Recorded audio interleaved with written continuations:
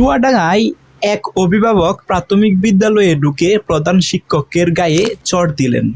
তো একটা অবিশ্বাস্য ঘটনা কিন্তু এখানে ঘটে গেছে। ঘটনাটা হচ্ছে চুয়াডাঙ্গা একটা প্রাথমিক বিদ্যালয়ে সেখানে যে সময় পাঠদান করাইতেছিল প্রধান শিক্ষক সহ অথবা আরও যে সহকারী শিক্ষক ছিল তারা পাঠদান করাইতেছিল, এবং এমন অবস্থায় একজন সহকারী শিক্ষক একটা মেয়ের গায়ে চড় দেয় এবং কোনো অন্যায় করার কারণে বা পড়া পারতেছে না সামহাও, এটা কোনো একটা কারণে এই প্রধান শিক্ষকের যে সহকারী শিক্ষক আছে উনি গায়ে মাইর দেয় বা চড় দেয়। মানে সচরাচর যেগুলো ঘটে আর কি, প্রাথমিক বিদ্যালয়ে যে স্টুডেন্টরা যদি পড়াশোনা না পারে তাহলে ম্যাডাম বা টিচার যারা আছে তারা শাসন করবে, সেটাই কিন্তু স্বাভাবিক। তো স্বাভাবিক নিয়মে কিন্তু সেভাবেই চলতেছিল। হঠাৎ করেই একটা শিক্ষক ওই যে শিক্ষার্থী আছে, মেয়ে শিক্ষার্থী, তার গায়ে কিন্তু হাত তুলে। সো একটা পর্যায়ে কিন্তু ওই দিন আর কোনো কিছু ঘটে না। তো ওই শিক্ষার্থী বাড়িতে যায় তার যে মা বাবা আছে তার কাছে কিন্তু বিষয়টা শেয়ার করে, এবং মা বাবা যারা আছে তারা কিন্তু দুজনেই, মা এবং বাবা দুজনেই কিন্তু খুবই রাগান্বিত হয়, এবং একটা পর্যায়ে পরের দিন কিন্তু ওই প্রাথমিক বিদ্যালয়ে যায়।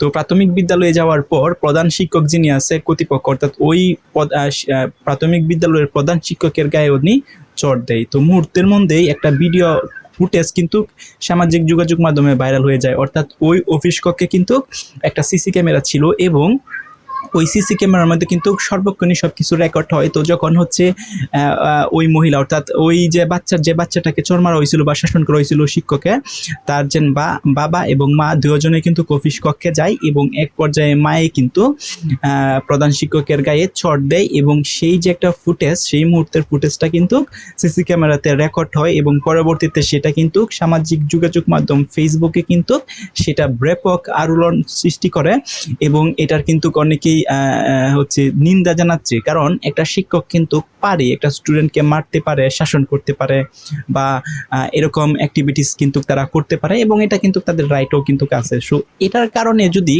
একজন অভিভাবক গিয়ে বিদ্যালয়ে গিয়ে একজন প্রধান শিক্ষকের গায়ে চড় দেয় বা হামলা করে, বিষয়টা কিন্তু খুবই অকাঙ্ক্ষিত।